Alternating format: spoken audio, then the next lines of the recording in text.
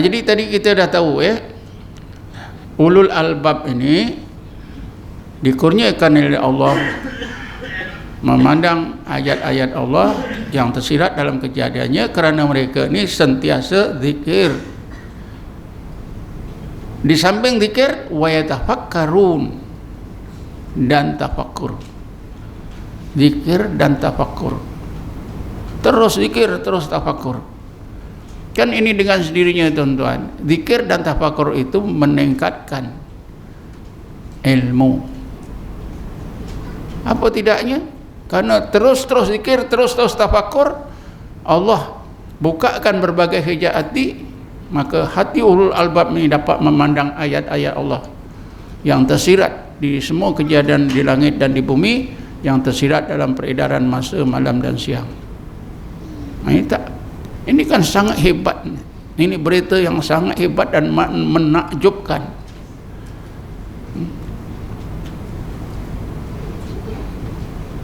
Kalau petang tadi tuan-tuan, kita tengok warta berita, ada seorang hamba Allah menemui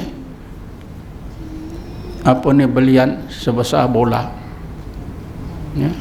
Heboh seluruh Malaysia. Tapi Allah Subhanahu Wa Taala sebutkan ayat ini. Ini lebih hebat lagi, permata yang sangat hebat, yang tak boleh kita nak nilai, nak tentukan nilainya. Apa dia? Allah kurniakan kepada ulul albab memandang ayat-ayat Allah yang tersirat dalam semua kejadian, disebabkan mereka sentiasa zikir dan tafakur. Ini kan satu kurnia Allah yang sangat hebat. Cuba kita anggap ayat-ayat Allah yang diperlihatkan dalam pandangan hati ulul albab atau pandangan roh mereka adalah satu kurnia daripada Allah yang sangat besar, sangat berharga, sangat hebat. Karena kurnia itu juga yang dikurniakan kepada Nabi ketika Isra dan Mi'raj. Disebut dalam ayat pertama surah Isra, Nabi di Isra Mi'rajkan itu disebut oleh Allah, linuriyahu min ayatina, supaya kami ajarkan, perlihatkan kepada Muhammad sebahagian daripada ayat-ayat kami. Nabi pergi begitu jauh, yang Allah kurniakan apa dia? Diperlihatkan sebahagian ayat-ayatnya. Tentulah ayat-ayat Allah ini sangat mahal. Kalau tidak, takkanlah itu yang diberi oleh Allah kepada Nabi. Pergi daripada Mekah ke Baitul Maqdis, naik terus sampai ke Sidratul Muntaha, sampai ke Baitul Ma'mur. Yang Allah beri ayat-ayatnya saja. Dapat dilihat oleh Nabi Muhammad dengan mata kepala dan mata hati sekali. Ini tentulah ayat-ayat Allah ni paling mahal di sisi Allah SWT. Orang yang diberi menjadi orang yang paling mulia di sisi Allah Subhanahu Wa Taala. Kita tidak pernah terfikir tuan-tuan. Kita baca inna fi khalqis samawati wal ardi ikhtilafil laili wan nahari ayatil liulil albab saja je. Cuba kita fikir ayat-ayat Allah yang dikurniakan oleh Allah kepada ulul albab, kerana mereka sentiasa zikir dan tafakur. Nabi ketika Isra Mi'raj pun inilah juga yang diberi. Tentu ayat-ayat Allah ni sangat penting, sangat berharga. Oleh kerana itu sepatutnya kita kejar, kita cari, kita usahakan supaya kita akan dikurniakan oleh Allah ayat-ayat Allah ni seperti ulul albab. Dengan cara apa? Ikut amalan dia, ikut amalan ulul albab ni, sentiasa zikir dan tafakur, sentiasa zikir dan tafakur, merusi zikir terus, tafakur terus. Inilah Mereka dikurniakan oleh Allah tadi melihat ayat-ayat Allah. Sesudah mereka ni melihat ayat-ayat Allah dengan pandangan hati, pandangan roh, lalu mereka ni meluahkan apa yang mereka dapat tadi dengan menyebutkan Rabbana ma khalaqta hadza batila subhanaka faqina adzabannar.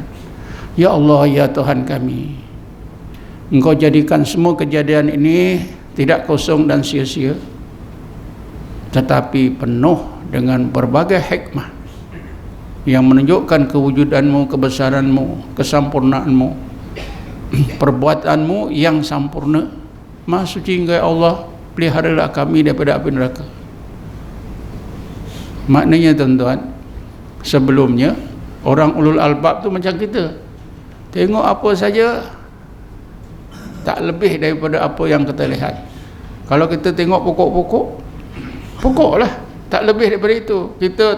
Kita renungkan gunung ganang begitu, tengok laut begitu, tengok air gitu, apa saja tak ada apa-apa. Oh, itu pokok, itu laut, itu bukit, itu bulan, itu bintang.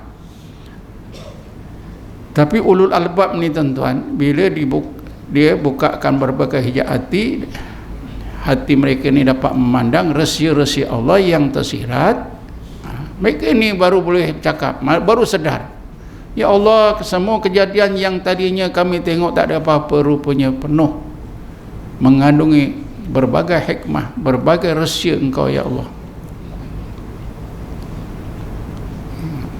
Kan ini ilmu, ini kan peningkatan ilmu tuan-tuan.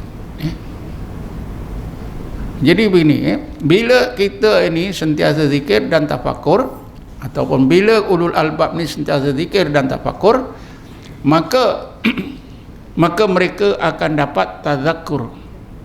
Sebab itu di dalam ilmu tasawuf tiga serangkai tuan-tuan: zikir, tafakur, tazakkur. Gabungan amal daripada pertama zikir, keduanya tafakur, maka akan menghasilkan tazakkur. Tazakkur itu menunjukkan orang itu dikurniakan oleh Allah peningkatan ilmu, daripada ilmu biasa dan kepahaman biasa kepada makrifah. Dan dengan sendirinya apabila Allah tingkatkan ilmu kepada makrifah, dengan sendirinya Allah Subhanahu Wa Taala tingkatkanlah amal. Sebab itulah kepentingan amalan zikir ni ialah untuk meningkatkan ilmu dan amal. Tapi kita tak faham, kita tak tahu.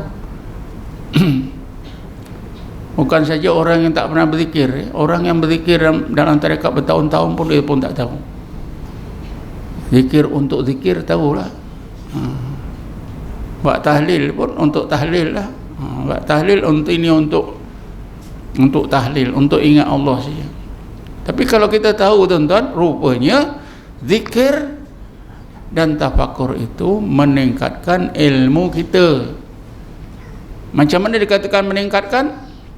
Daripada ilmu mengenal Allah, kepahaman mengenal Allah, kepada ma'rifatullah. Ilmu pada akal kita itu meningkat ke dalam hati, ke dalam hati, ke dalam sir. Kan ilmu itu mula-mula di telinga saja, di lidah saja, tapi lama kelamaan dia masuk ke dalam hati, masuk ke dalam roh. Sebab itulah ulama kata siapa yang ilmunya di lidah, maka bila dia berdakwah, ilmunya itu sampai ke telinga saja. Siapa yang ilmunya di lidah ada, di dalam hati ada, bila berdakwah, ilmunya itu insya-Allah sampai ke telinga dan sampai ke hati. Kalau seorang pendakwah itu ilmunya di lidah ada, di hati ada, dalam roh dan sir ada, Maka begitulah, bila dia berdakwah, ilmunya pun akan sampai ke telinga, ke hati, ke roh, ke sir,